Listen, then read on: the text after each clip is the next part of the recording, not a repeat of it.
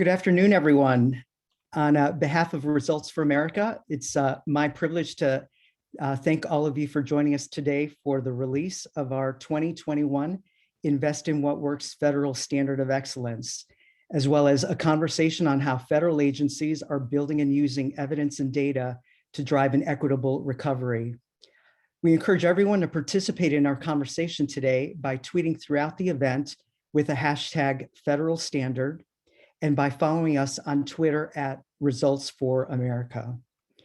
Over the last year, leaders at every level of government had faced an overlapping set of crises: a public health crisis, an economic crisis, and a racial justice crisis. The good news at the federal level is that we are seeing a growing movement of government leaders who are committed to building and using evidence and data to address these challenges.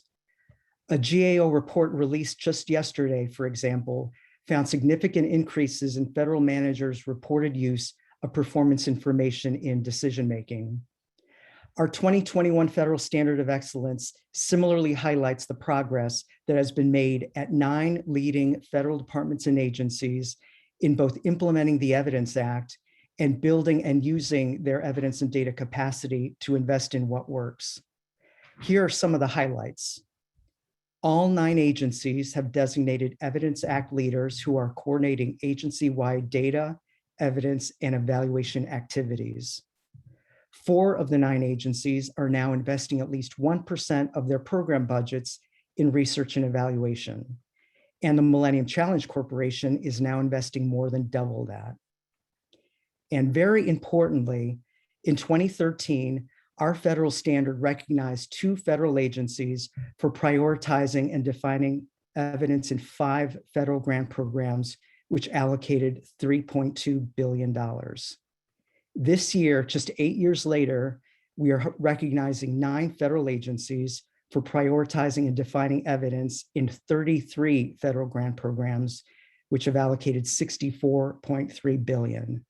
So we went from 5 federal programs in 2013 allocating $3.2 billion in an evidence-based way to 33 federal grant programs doing the same thing, allocating $64.3 billion this year.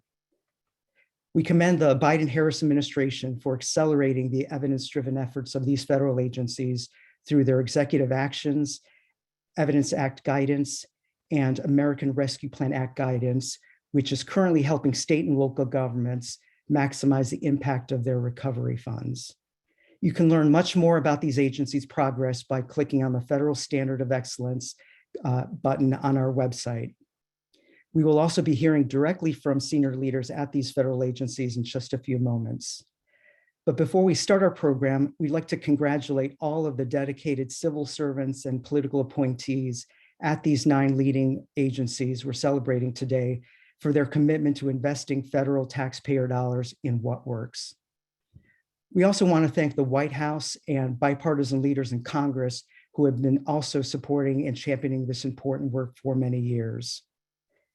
Our RFA team would also like to thank all of the members of our Federal Standard Advisory Committee who helped us develop our 2021 scorecard. Thanks to all of you, many of whom are with us today. And I would also like to personally thank Josh Inaba for his leadership on this important annual effort, as well as Nicole Dunn and our communications team for helping make today possible. It is now my privilege to introduce one of our nation's most effective elected officials who has spent her entire career championing the needs of children, families, and communities. From Connecticut's 3rd Congressional District, U.S. House Appropriations Committee Chair, Rosa DeLauro.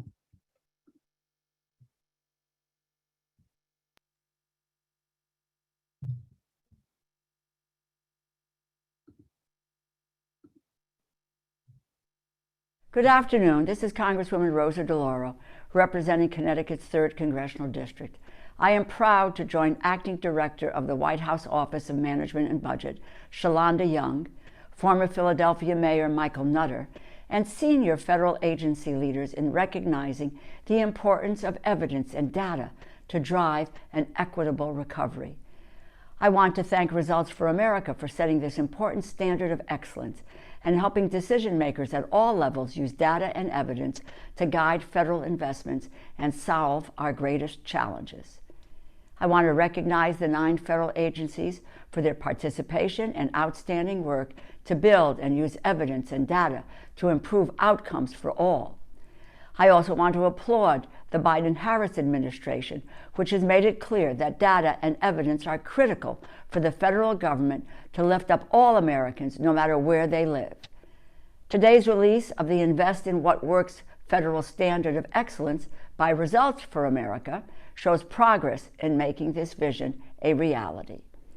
As chair of the House Appropriations Committee, I am proud to lead my colleagues in shaping evidence-based investments and advancing transformational policies through research and evaluation. The House Appropriations Committee plays a pivotal role in ensuring that funding and language provisions prioritize what works for America's working families. In recent years, the 12 subcommittees have included funding increases for evidence-based programs and language provisions ranging from evaluation set-asides to evidence-based criteria for competitive and non-competitive grants. Bipartisan support for building and using evidence and data to make our federal government more effective and efficient as it continues to grow, and I am proud to lead that effort. We must continue to support our nation's federal government officials and civil servants and celebrate their hard work and dedication to promoting evidence-based policymaking across our government.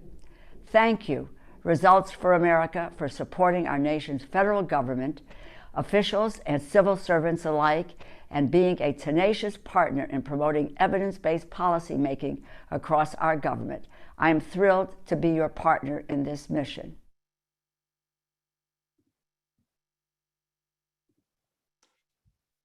Thank you, Chair DeLauro, for everything you do to help ensure that federal funds are invested efficiently and effectively to advance economic mobility and racial equity.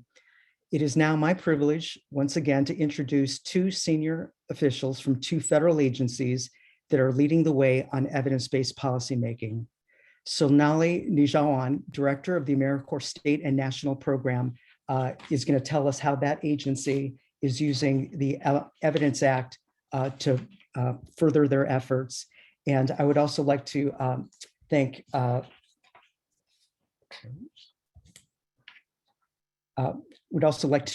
introduce Welton from USAID, who's also going to tell us about their data and evidence capacity building efforts.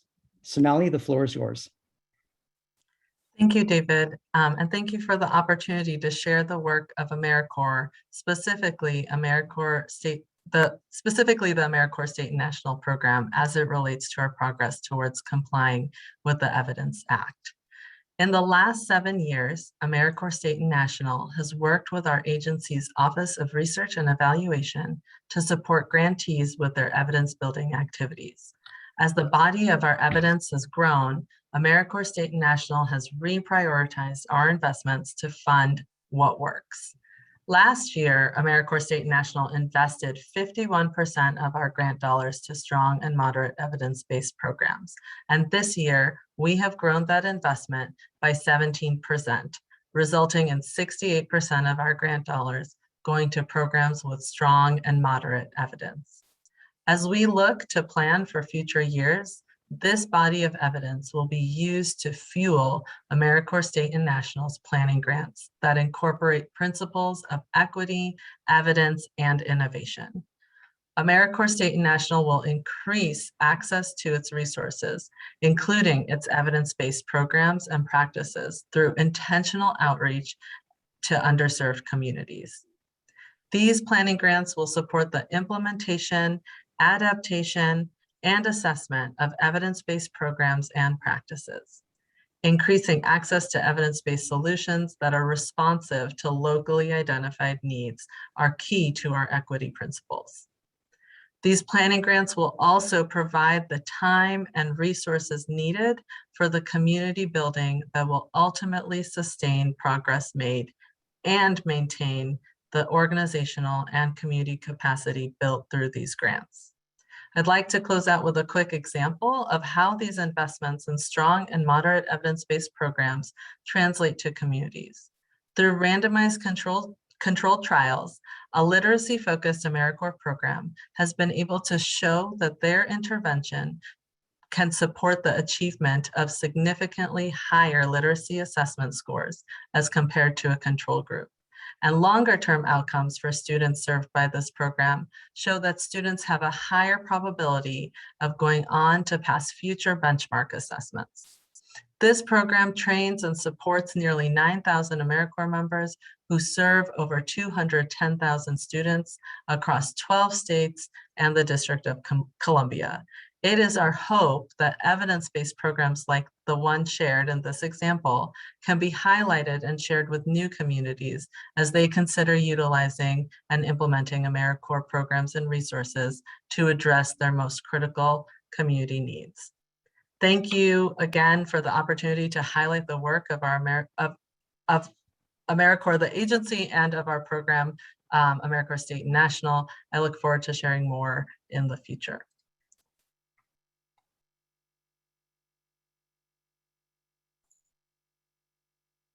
Good afternoon, everyone. I would first like to thank the Results for America team and organizers for inviting me to today's event, as well as the opportunity to provide brief remarks on how the Evidence Act serves as a catalyst for evidence building at the United States Agency for International Development, or USAID. As the world's premier international development agency, we look at ways to help lift lives, build communities, and establish self-sufficiency. But we do it in a way that prioritizes using and collecting evidence to inform decisions and improve the effectiveness of our current and future programs and activities. 10 years ago in 2011, USAID was one of the first federal agencies to have and publish an evaluation policy. USAID further built on this momentum with the passing of the Evidence Act in 2018. The Evidence Act is a unique piece of legislation, both in terms of its technical requirements and how well OMB's evidence team has operationalized it to have a meaningful and long-lasting impact on how federal agencies collect and use evidence for decision-making. Like other federal agencies, USAID has spent the last 2 years responding to the statutory requirements of the Evidence Act. This includes the agency learning agenda, the annual evaluation plan, and the capacity assessment for research, evaluation, statistics, and other analysis. However, the beauty of the Evidence Act is that its implementation is not limited to producing the required deliverables, but it also creates opportunities for agencies to apply the principles more broadly in building and using evidence. The Evidence Act has served as a catalyst for building evidence at USAID in many ways. First, in expanding the USAID evaluation registry to include the agency learning agenda questions. So we now require evaluations to indicate which agency learning agenda questions the evaluations will be contributing to. Secondly, we have created a dashboard of all evaluations that have been completed at the agency from 2016 to present. This allows USAID missions to learn from each other and use the evaluation findings to inform decisions about their programs. Thirdly, we'll be launching a biannual report called Evidence from the Field. This will allow USAID missions to showcase and share how they have used evidence to make programmatic decisions. Lastly, in January, we will be hosting an Evidence and Evaluation Week, an event that will bring together agency leadership and staff to explore trends in evaluation at USAID and identify successes and challenges and come up with new ideas of how we can further strengthen evidence quality going forward. These are just a few of the ways that the Evidence Act has stimulated our thinking and forces us to identify creative ways to institutionalize evidence and evidence building and evidence use across the agency for policy and programmatic decision making. Once again, I would like to thank Results for America for hosting this event and for allowing us to gather and discuss how evidence is helping us deliver better results.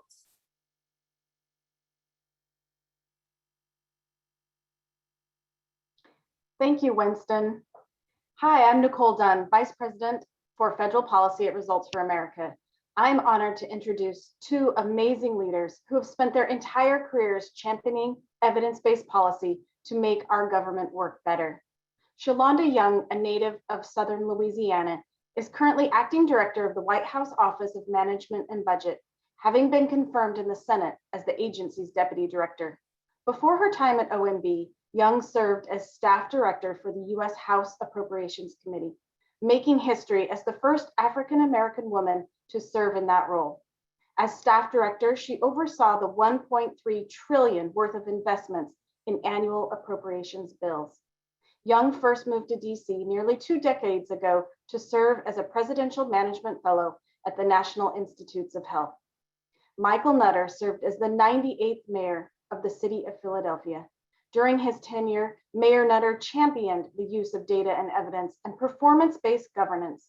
As a senior advisor for Results for America, Mayor Nutter has served mayors and other local leaders through our What Works Cities initiative and helped them see how to use data to deliver better results for their residents. As many of you know, Director Young welcomed a baby daughter, Charlie, into the world this week. We send her our warmest congratulations. She was kind enough to pre-record this conversation before going on maternity leave. Let's listen now to Director Young and Mayor Nutter as they discuss how OMB and federal agencies are using evidence and data to help advance an equitable economic recovery.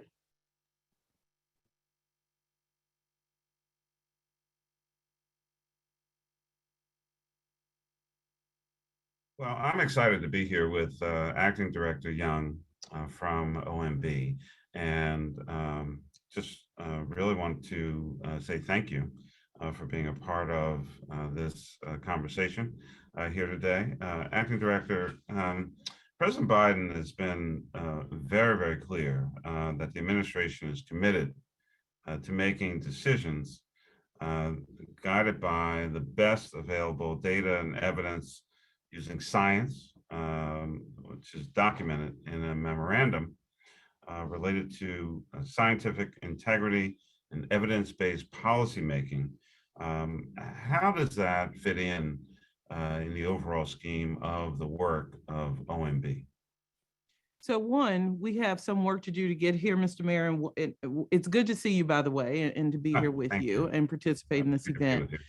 And OMB is central to ensuring that equity is built into everything that we do. Our goal here, as the president envisions, is to make sure when we talk about equity, inclusion, accessibility, this is not a side project. We have to do this in everything that we do. And given OMB's central gatekeeper role within the federal bureaucracy, we're well positioned to ensure that we are ensuring that agencies, as they make budget decisions, as they make management decisions, as they implement federal programs, that we remove barriers to services for all Americans, whether it be racial equity, geographic equity. We need to make sure this government works for all of its people, and that we restore trust in government services. We saw during COVID-19, the lack of trust in government really does hamper what we're able to do and how we're able to recover. So it was just illustrative of the need to do something like this initiative to ensure that Americans trust what their government is doing for them. We are servants of the people here, and we look at the equity work in that vein. When we go further into that, the administration has outlined 4 very clear priority areas: climate change, racial equity, economic recovery, and you touched on already COVID-19. How can building and nurturing a culture that is focused on those areas, again, using data and evidence, how does that move forward the administration's key priorities? So again, going back to the central theme, that we cannot do these things in a silo. So we talk about climate change. You can't talk about climate change without talking about environmental justice in communities who have suffered quietly. I'm from Louisiana. We know this well. Who have taken on the brunt of where we place certain industries, and you see the health effects that are negative in certain low-income communities. We have to ensure that we are incorporating equity in all decisions that we do with climate change, with COVID-19. Worked a lot in my former life with Congresswoman Barbara Lee, for example, who's a big champion of ensuring that when we talk about COVID-19, we look at the disparate impacts on certain people, whether it be racial differences, where you live. The federal government should ensure that it doesn't matter where you are in this country, that you have access to the best available care, and we don't leave anyone behind. So all of those priorities that you mentioned, if we don't have the backbone of equity, inclusiveness, accessibility, we have the opportunity or the unfortunate risk of leaving certain communities behind, and that's just not an option. You don't often think about COVID-19 as an opportunity, but what this president is trying to do, and you see this in Build Back Better, you see this in the infrastructure plan, is let's do better than we had before COVID. Let's ensure that we are doing the work on equity to make sure communities who've been left behind, that we do better as we come out of this pandemic. So all the things that you have talked about, equity is central to ensuring that when we recover as a better, more equitable economy for people who typically don't see themselves in rising stock market prices. So that's our goal here, to ensure that when we're recovering from a pandemic, when we're trying to address the existential threat of climate change, that all Americans get to take advantage of those opportunities. So, kind of everyday folks and the vast resources of the government, civil servants, people who are out there doing the work on a daily basis all across the federal government. They're, of course, focused, many, on building the evidence and data and a capacity necessary to be able to invest, again, the vast resources of the federal government, federal dollars, trying to deal with, literally kind of what works.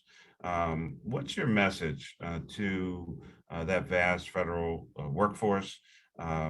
Some may or may not be fully on board with using data and evidence. How do you move that big entity of the federal government in the ways that you're trying to do, that President Biden wants to do? What's your message to all those folks out there? So one, thank you to those who are in the midst of ensuring that we make data evidence-based central to all the decisions we do. At OMB, for example, we're in the midst of hiring a chief statistician in our regulatory office. So part of what I see is in running an agency is what many agencies see. It's we have to get the right people in. And oftentimes you think you cannot find the right people, those who, but I found most people are motivated to serve their government. You don't come here to get rich, but we can attract top talent by showing that we're invested in this work. The private sector has been doing this, they know how to do this. And we have to convince those with that expertise to come here and share with the rest of the federal workforce. So I started my career as a civil servant at the National Institutes of Health research agency, a different kind of research and science. But when you show people things work and they have results, they'll come along.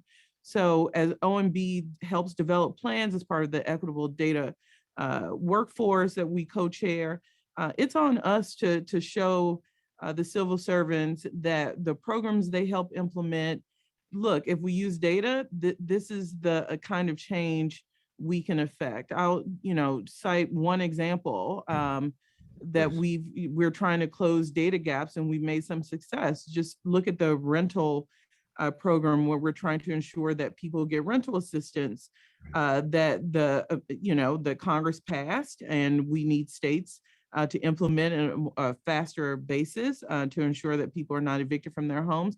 One thing we found when we looked at the data was we need to streamline forms. I mean, it was as easy as that. It's not the final solution, but just having, it's part of it. Some things are simple. When you have folks like our U.S. Digital Service who are part of OMB come in and look at how our delivery systems are failing people. There are small changes when we look at data and try to fill those gaps. Again, not the full solution, but those quick assessments really did speed up the assistance we were able to get out to people with the assistance of our state partners. And you show people that it's not hard to convince civil servants that this is using data and fixing problems quickly. They'll come along, but OMB has to be a leader here in moving fast and changing paces, and we have to prove the case. Yeah. Well, I mean, you touched on it, but I mean, I'll just say it. I mean, tons of people, of course, come into public service, and you're right. I mean, this is not, at the end of the day, it's not a big money maker. You're called to service. I mean, you know, from centuries, and you know, in the 20th century, I mean, you know, the great call, of course, that even, you know, President Kennedy put out, calling for the best and the brightest to come into public service. And, you know, whether it's yourself or so many others, people have responded to that call because they want to serve their fellow Americans. And so, you know, the federal government for decades, and certainly in the last 10, 20 years, has been making investments in building our capacity to deal with and utilize data and evidence over the decades. But, you know, the current conversation, the current threat, notwithstanding, you know, tremendous job that the administration has done with regard to COVID-19, but that is still with us. It's still an issue for so many of us. How are you utilizing data and evidence to deal with something like COVID-19 as we seek to get more, you know, shots in arms and really deal with this worldwide threat? Tell us about that. So one, I'll say, this is a long time coming. The agencies just submitted their first ever learning agendas. OMB is providing trainings. We are running workshops. This is something that we have to have an active role in, and I think we're serving that role to make sure our agency partners who are on the front lines of implementing all these, you know, not just COVID programs, but our traditional programs. You know, we have to look at everything. This isn't just about COVID-19. It's how we, you know, deliver programs that are, you know, from the 70s. Like I think about the community development block grants. You know, there are legacy programs that we need to make sure are getting to the right places. So we are running those learning programs to make sure our agencies are ready and willing to do the work. We don't need to. We talked about hiring the right researchers, economists, statisticians, but we also have people just like in the private sector who want to do this work, and we have to provide the services to retool those experiences so they're in place, they know the programs. We just have to retool to make sure everyone's using data and science-based information to make decisions. Also, Congress is our partner here. There are some things, you know, that were the programs that were not developed. Maybe you said Congress is our partner. I love that. Well, they're our partner, and there are programs, you know, we want to make sure, as you know, formulas for how programs go out, make sure, you know, data is behind those. So we see that, you know, legislative change maybe as part of what we need to pursue to make sure programs are getting to people based on where the need is, where the data tells us the need is. So we're also looking at that.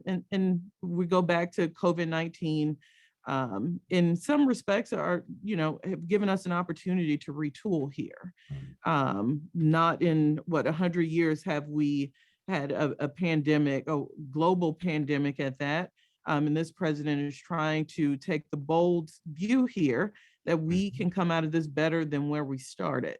The data tells us people were left behind in this economy, in this country. The data tells us that we have not addressed climate change in a way that the poorest amongst the world in our country aren't going to suffer first and foremost. We know these things. The question is, what are we going to do with it? So, we see COVID-19 as a way to retool our economy to make sure that those who have been left behind, that we ensure that they have access to jobs, that they have access to communities. Again, I'm from South Louisiana. You cannot deny that climate change has brought more and more storms. I grew up carrying a storm tracker with me as a kid. That is what all kids from South Louisiana do. You can track a hurricane. I can tell you when I think it'll turn, but they are more and more frequent. You just cannot deny that. And it impacts communities who can, barely afford to escape the dangers of a hurricane, no less rebuild time after time after time. So this is, this work is essential. One, taxpayers all around the country are paying for this, and two, these communities that these things are hitting cannot bear much more. So the equity is real. It is trying to ensure that communities who've been left behind can recover in those pillars we talked about earlier. So I'm going to give you three terms that are, top of mind, fully focused, many people across the country: data, evidence, racial equity.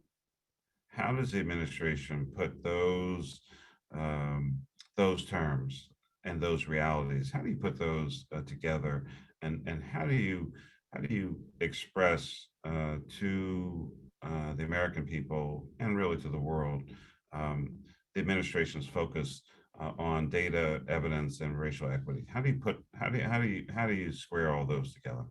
Well, one, Ms. Mayor, we can't all be privy to our own facts. We have to have one set of facts, and that's what data and evidence and science bring us. We have a lot of confidence in what, I hope we do, in what biomedical research brings to the table, and our surety in science. We need to bring that to how the construct of government, how the government should serve the people, and the way to prove that case is to show people, plain and simple, the data is telling us that we are leaving people behind in a way that should worry all of us as citizens. And I'll broaden it. When we talk about equity here, the executive order talks about equity, inclusiveness, accessibility. I think of our friends from the disability community. We have to ensure that we are serving all Americans and making sure that all of our services get to those who have been historically underserved and left behind. So I'd like to, think about this in the broadest terms possible. We have those from certain racial groups that have been chronically underserved. The data shows us that. The question is, what will we do with that data as we implement programs, especially with COVID-19, the Build Back Better program that we expect to see to ensure that we retool this economy. We need to use that data to make sure we're getting to these underserved communities and they aren't just going to the same places, doing the same things, and actually furthering separation of Americans from different walks of life. We have the opportunity here, but the risk of not using data is to create a further country where we continue to have more and more divides depending on where you live. We think that's not right. Acting Director Young, you, President Biden, Vice President Harris, I just have to say at a very, very personal level, it's just really calming, reassuring, exciting that you all are leading our country. You have literally, even in the midst of a worldwide pandemic, you've just made us feel safe, reassured. There's a confidence that comes with you all leading the federal government and providing focus and dedication and leadership to not just the United States, but I would suggest the world. Are there any other things that you want to convey? I mean, I literally feel that much more reassured, just in our conversation. And I mean, I so appreciate the service that you, the president, the vice president, and hundreds of thousands of Americans, public servants, are giving to our country and to the world. Just kind of give us that sense of how are things going forward. Share with us, I mean, the broader view. So, well, one, I can tell you, this president, this vice president are committed to serving all Americans. That's one. And during COVID-19, that's more important than anything. Whether you like us, you loathe us, our job is to make sure all Americans are safe. I like it. Yeah, thank you. Are safe from this pandemic, that we use science, that we use data, that is not just our opinions on what we're trying to accomplish here. But, again, we have seen, the data has shown us that not everyone has benefited from the great American dream here. And we have the opportunity to make sure we don't further divide our country into have and have nots. And we want to make sure that we are using the great, the gift the American people have given us to allow us to be in these jobs, that we bring everyone along to make sure we have jobs, strong union jobs for people through our infrastructure package, for example. The child tax credit, we think, is transformational. And the data shown us, just 1 year we've cut poverty by 1/2 for children in this country. Like those are the things, those are real tangible things that we think need to be done and should have been done decades ago. But we're here to do those things for the American people and make sure that we are, leading by example. And one thing, to build back trust in the government, because anyone watching television can tell there's a trust deficit between people in this country and this government.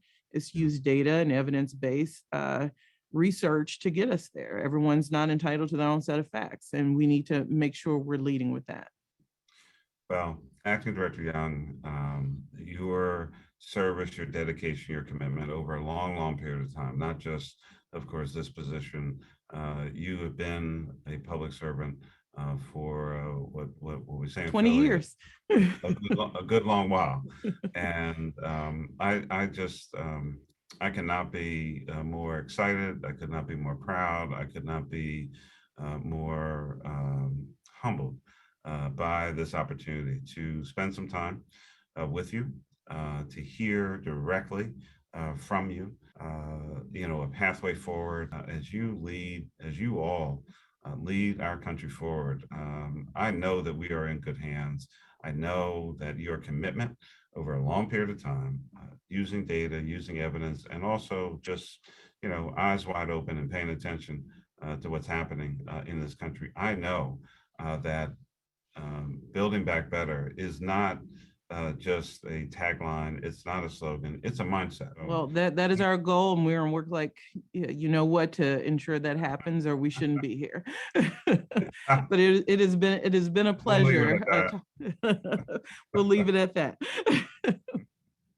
Thank you, Mr. Mayor. Thank you so much. Appreciate it.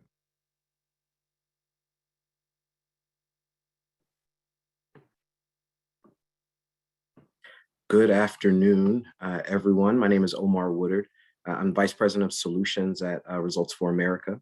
Our team's work is focused on highlighting and spreading the evidence-based policies and practices that government decision makers need to create a more equitable government for its residents. Unfortunately, as you've heard earlier today and over this past year, the Biden administration has accelerated equity-centric and evidence-driven efforts of federal agencies through a number of actions. One we've heard particularly today is the executive order on advancing equity. And federal agencies have been hard at work identifying the best methods to assess equity, studying methods for assessing whether agency policies and actions are creating or exacerbating barriers, as the acting director mentioned. And other agencies are really focused on assessing the extent to which the programs and policies themselves perpetuate barriers. And so to share more about some of the progress being made in that work within the leading evidence and data-driven federal agencies, we're about to hear from Naomi Goldstein, who's the Deputy Assistant Secretary for Planning, Research and Evaluation at ACF within HHS. She'll be speaking about equity and evaluations. We'll be hearing from Lauren Dami, Deputy Director and Chief Evaluation Officer at the Department of Labor. We'll be speaking about leveraging evidence to understand equity and what's happening after the Evidence Act. We'll also hear from Megan McHugh with SAMHSA, who'll be speaking about disproportionate burden. And finally, of course, we'll be hearing from Matt Soldner, who's an evaluation officer at the Department of Education, who will also be speaking about data and evidence to support an equitable recovery. Naomi, please kick us off. Thank you, Omar. So Director Young and Mayor Nutter are a hard act to follow. As Omar mentioned, the executive order on advancing racial equity recognizes the importance of data and evaluation, because it is hard to fix what you can't measure, describe, and understand. So the order calls for studying methods to assess the effects of agency policies on equity, and it establishes an equitable data working group. Conversely, the President's Memorandum on Scientific Integrity emphasizes equity. The memorandum calls for agencies to use a broad set of methods to support evidence-based development and equitable delivery of policies and programs. And it emphasizes community engagement and inclusion in research. In short, equity requires learning, and learning requires equity. And I'm seeing intensive interest and activity related to equity across the federal evaluation enterprise. My own office has numerous relevant activities underway. For example, a project analyzing racial and ethnic disparities in human services. We sponsor a Center for Research on Hispanic Children and Families and a Tribal Early Childhood Research Center. And in September, we launched a new center on African American child and family research. Beyond sponsoring individual projects, we also aim to broadly incorporate an equity lens into our learning activities. And importantly, we hope to seize the moment to institutionalize this focus. One way to do this is to enhance our own skills and knowledge and those of the evaluation field at large. Last week, we held a conference on evaluation methods titled Enhancing Rigor, Relevance, and Equity Through Community Engagement. And we've launched a new project to advance methods for participant engagement in evaluation. Another important way we're institutionalizing this focus on equity is through revising our agency evaluation policy for the first time since we established it in 2012. We're strengthening language on equity across the 5 principles of the policy, which are rigor, relevance, transparency, independence, and ethics. For example, in addition to effectiveness and efficiency, the revised policy names equity as an overarching goal of our evaluation and learning activities. We've also added a commitment to using inclusive and participatory practices in each phase of evaluation planning, execution, and dissemination. We expect to publish the revised policy as soon as next week. And now I'll pass the mic to Lauren Dami of the Department of Labor. Thank you. Thank you, Dr. Goldstein, and thank you to RFA for inviting us to this event. And thanks everyone for sticking in there this long for the event as well. I'm Lauren Dami. I'm the Deputy Director of the Chief Evaluation Office at DOL, and otherwise known as CEO. And I wanted to share with you some of the big strides that CEO has made in 2 of the areas highlighted by this event, equity and the Evidence Act requirements. So I'll share some of the advancements that we've made and then leave you with a few thoughts about where we could go next. So first on equity, a couple of the things that we've been working on. Later this month, we're going to share the results of our inaugural Summer Data Equity Challenge. So earlier in the summer, we made 5 awards to academic teams that included emerging researchers to use administrative data to analyze how federal labor policies, protections, and programs reach traditionally underserved communities. And so I don't want to preempt the findings of the team, so I won't. But I can say that this was one of the first federal agency responses to the executive order on equity, and we were recognized by the White House as a best practice. So I'm really excited to have the results be shared very soon. And then the second area I wanted to highlight was in the wake of the George Floyd murder and the subsequent protests, we started to think about how much language is changing and constantly evolving, and how important it is that CEOs research changes alongside that, because our research is so entrenched in language. So we have to be very precise both in how we collect information and also about how we communicate our research. So in order to make sure that we follow best practices in social science research and communicate in ways that reduce bias towards any one group of people, we developed a guide called Standards on Reducing Language Bias in CEO Products, and that's publicly available, so you can find it on our website. So the second area I wanted to talk about is our progress on the Evidence Act. And so as everyone is probably aware, Evidence Act is an unfunded mandate, and CEO has a very small office. So I'm really proud of our staff, because to develop these 3 public reports, we worked on these learning agendas with 17 DOL agencies. We surveyed thousands of DOL employees. We did focus groups with staff and leadership, and we're going to do some stakeholder engagement this fall before publishing in February. And then we also built and launched, in collaboration with the other evidence officials at DOL, a website that communicates about how the department is building evidence, and that is dol.gov/evidence, if anyone wants to check it out.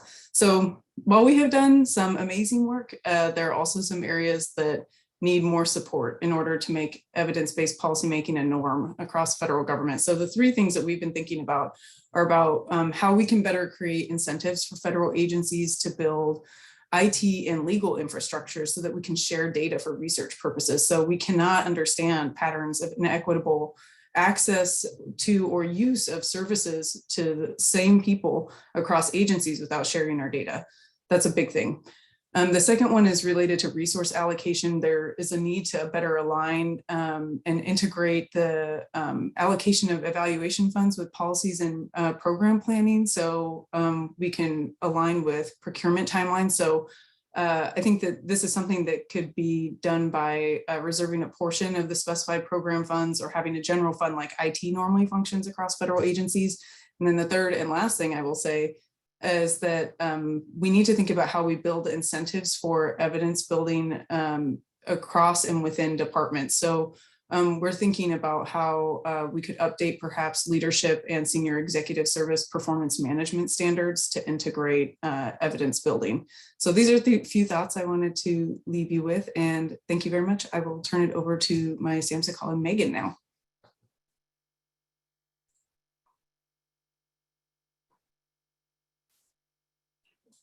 Good afternoon. My name is Megan McHugh, and I'm the Director of the Office of Evaluation within SAMHSA Center for Behavioral Health Statistics and Quality. I want to take a moment to thank the Results for America team for organizing today's event, as well as my colleagues on this panel for taking the time to share their work and thoughts on this important topic. SAMHSA, or the Substance Abuse and Mental Health Services Administration, is the agency within the U.S. Department of Health and Human Services that leads public health efforts to advance behavioral health of the nation. SAMHSA's overall mission is to reduce the impact of substance use and mental illness on America's communities, but we can't do that without examining those disproportionately impacted, especially during a pandemic. So I was given 3 minutes today, so I'd like to focus on 3 examples of how SAMHSA is working to decrease health disparities, increase health equity, and promote inclusion. The 3 examples I want to focus on include the dedication of our Office of Behavioral Health Equity to build intentionality and identify opportunities, SAMHSA's Disparities Impact Statement, and SAMHSA's examination of disaggregated data from our National Survey on Drug Use and Health, or NISDA. SAMHSA's Office of Behavioral Health Equity was created with the goal of reducing disparities in mental and substance abuse disorders across populations, with an emphasis on underserved racial and ethnic minorities, as well as lesbian, gay, bisexual, and transgender populations. This office uses federal and community data to identify, monitor, and respond to behavioral health disparities. The work of the office keeps all of SAMHSA thinking about how we can examine our data from an equity lens.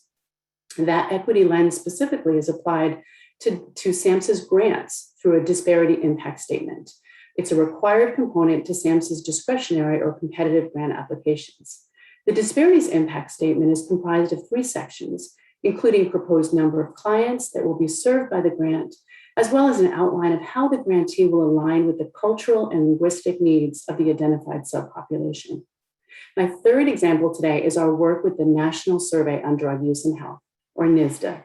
This national annual survey provides estimates of substance use and mental illness at the national, state, and sub-state levels. NSDUH's data also help to identify those disproportionately impacted by substance use and mental illness. This is especially important during this time of COVID. Our annual NSDUH report reveals areas where we need to focus our resources. For example, even before COVID-19, some of our areas where we have focused our resources were on the year-over-year rise in major depression in all age groups with increased suicidality. We examined the linkage between substance use and mental disorders and the risk that severe mental illness has on hazardous alcohol use and illicit substance use. Driven by these data, SAMHSA supports ongoing behavioral health efforts in treatment for youth and adults with mental illness. I believe this is the end of my 3 minutes and my 3 examples of how SAMHSA is being intentional and strategic about its using of data to raise awareness of health disparities. Thank you for this opportunity to join you today, and I look forward to hearing from our next speaker from the U.S. Department of Education, Matt Solder. Thanks, Megan. So as my colleagues and I at the Department of Education strive to support educators and school leaders, parents and families and local communities as their students return to in-person learning, we know we can't miss the opportunity to ensure those efforts are rooted in high quality evidence and really grounded in an ethic of care that has equity at its core. And although our present work is driven by the need to make sure that every student can thrive in the wake of the pandemic, many of the challenges we face aren't new. So we all know that there are and have been long-standing gaps in the outcomes we see for students across the education pipeline, and in many instances, resource inequities that affect students' opportunities to learn. So given that, I want to highlight 3 efforts I think that have supported and that I know will continue to support an equitable recovery. 3 things that really are at the nexus of equity and evidence. So first, from the earliest days of the pandemic, we've supported the use of high quality evidence.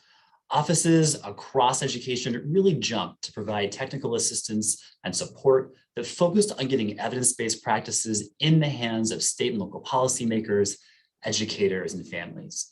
We believed, and now more than ever, that we really had to double down on what worked to support student learning, development, and well-being. And so literally hundreds of resources were created and shared, many focused on groups that we knew were among those most affected by the pandemic, including students with disabilities, students who were experiencing poverty, and our youngest learners. Second, here at the department, we've really acted in ways that center equity into our evidence building work. So in honesty, much of this is motivated by education's mission as an agency, but it was also buoyed by the executive orders that Naomi and others have talked about today.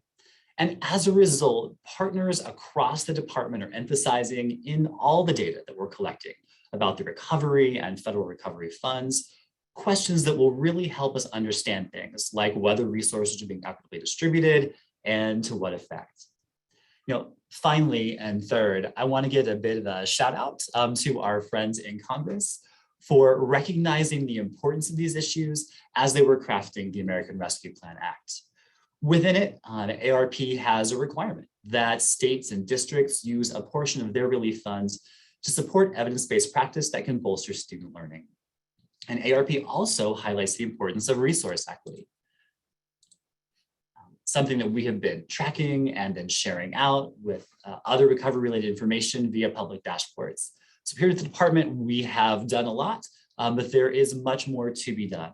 We're really glad to partner with groups like Results for America that share our same commitment to building and using evidence, and we appreciate both them and our other federal partners here today. Thanks so much. I think I'll turn it over now to Lauren from Results for America.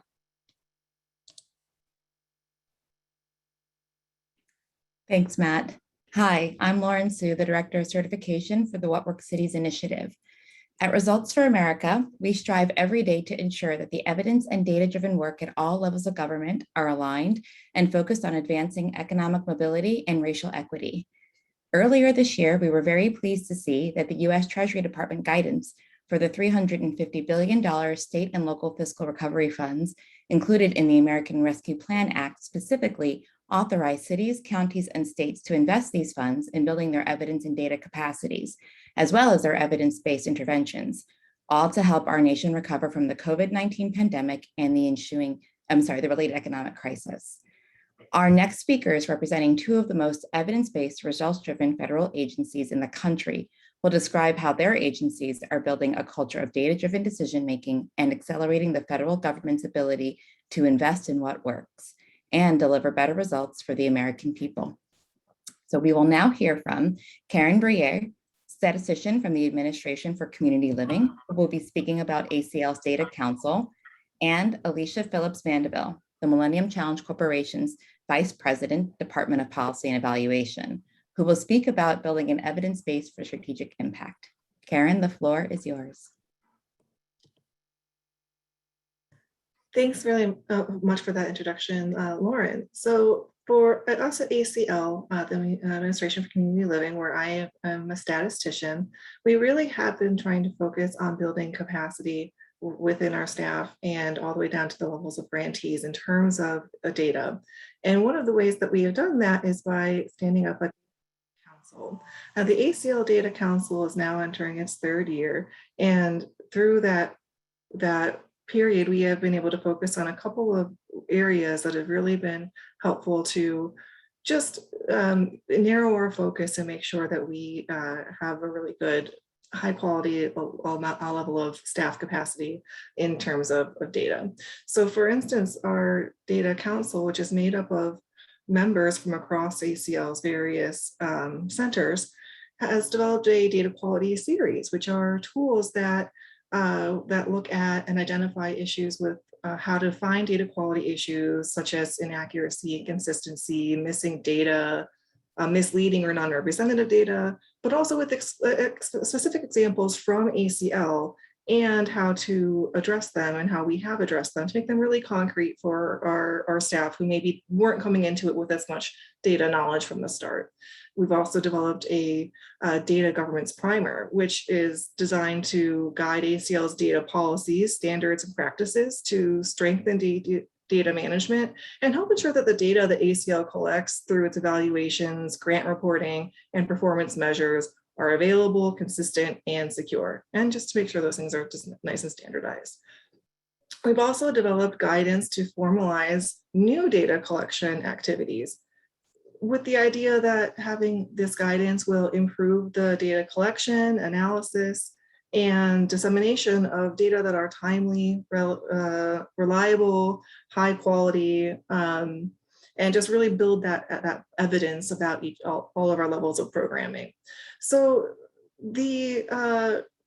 having those processes in place will also help us to better be able to evaluate the performance of these programs and their impact on individuals served with true high quality evidence to back it up.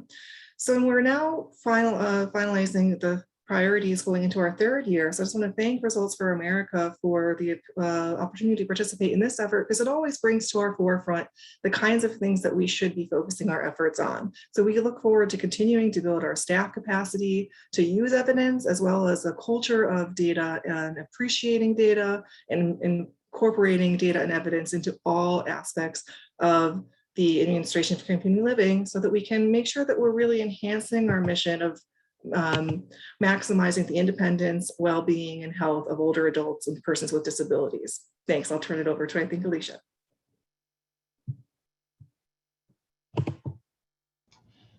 Excellent. Thank you, Karen. And it's a pleasure to join you. I think I am seeing the screen that has my name on it. So I'll just go ahead, and if no one can hear me, then somebody will tell me to stop. So it's a real pleasure to be here. My name's Alicia Phyllis Mandeville, and I am the Vice President for Policy and Evaluation at the Millennium Challenge Corporation. We are an independent foreign assistance agency that makes sizable investments in poverty in other countries around the world, and low and middle income countries, in poverty reduction through economic growth. And so we depend on a data-driven and public system for identifying which countries those are. We depend on a set of data-driven decision-making around the sectors we'll invest in. And we've been, over the last 17 years, building an evidence base of the results of the investments that we've made. So evidence is in our DNA. It's a real joy to be here. And I really want to thank Results for America for once a year focusing eyes on really how significant and how meaningful evidence is in terms of making decisions that can have really strategic impact within the United States and around the world.